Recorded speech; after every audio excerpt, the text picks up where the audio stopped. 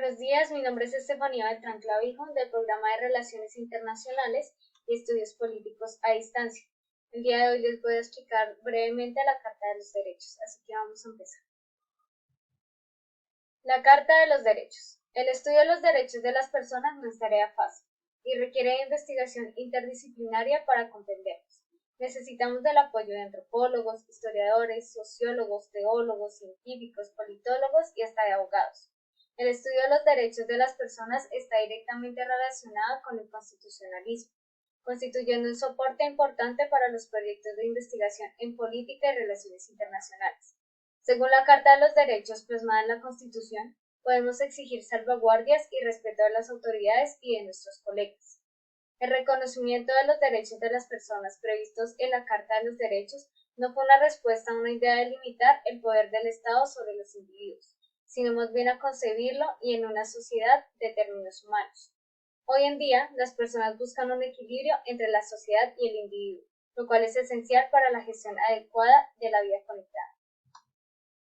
Derechos fundamentales. Se encuentran en el capítulo 1, capítulo 2, artículos 11 al 41 de la Constitución Política de Colombia de 1991, que estipulan un total de 31 derechos.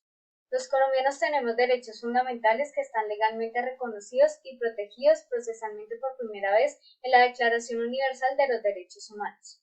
Los derechos fundamentales se originaron en Francia en 1770, durante el movimiento político que condujo a la Declaración de los Derechos del Hombre y del Ciudadano en 1789.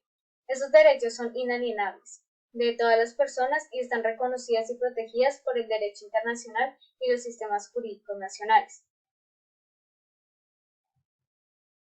Derechos de primera generación. Son aquellos que tienen los aspectos más minuciosos de la dignidad humana. Dichos aspectos fueron los proclamados en la Revolución Francesa en la Declaración de los Derechos del Hombre y del Ciudadano de 1789. También se llama libertad de sociedad, ya que la mayoría de ellos tienen derecho a los derechos públicos. Los derechos humanos de primera generación se refieren a los derechos civiles y políticos. Estos derechos surgieron históricamente en respuesta a las luchas por la libertad y la igualdad en los siglos XVII y XVIII, particularmente durante la Revolución Francesa y la Revolución Americana. Estos derechos tienen como objetivo proteger la libertad individual contra la interferencia del gobierno y se consideran fundamentales para la existencia de una sociedad democrática y justa. Los derechos de primera generación son derechos humanos absolutos, son los más antiguos en el desarrollo normativo. Derechos de segunda generación. Son derechos sociales, económicos y culturales. Su objeto básico es garantizar el bienestar económico, el acceso al trabajo, la educación y la cultura, asegurando con ello el desarrollo de la humanidad y de las naciones, según lo establece el Manual de Educación Nacional de Derechos Humanos publicado por la UNESCO. Estos derechos surgieron en respuesta a las condiciones de vida y trabajo desfavorables durante la Revolución Industrial y se desarrollaron en el siglo XIX y principios del siglo XX. A diferencia de los derechos de primera generación que se centraban en las libertades individuales, los derechos de segunda generación buscan garantizar condiciones de vida justas y decentes. Derechos de tercera generación. Tendencias como el neoliberalismo, la globalización, la regulación tecnológica y creciente concentración de la riqueza en bloques económicos nacionales e internacionales han amenazado a la humanidad, especialmente a las comunidades y grupos desfavorecidos, y han impulsado al Estado a responder. Estos derechos se denominan derechos humanos colectivos. Los derechos humanos de tercera generación son derechos humanos que surgieron en respuesta a los desafíos y realidades contemporáneos, y son importantes no solo para los individuos, sino también para la sociedad y la humanidad en su conjunto. Estos derechos se centran en la solidaridad, la cooperación internacional y la protección del medio ambiente. Estos derechos tienen como objetivo abordar las cuestiones globales y promover los valores de solidaridad y cooperación entre las naciones y las sociedades. Corte Interamericana y Comité Interamericano de Derechos Humanos son las dos entidades básicas del Sistema Interamericano de Protección de los Derechos Humanos. Estas instituciones operan dentro de las Organizaciones de los Estados Americanos, OEA, y desempeñan un papel complementario en la promoción y protección de los derechos fundamentales en la región.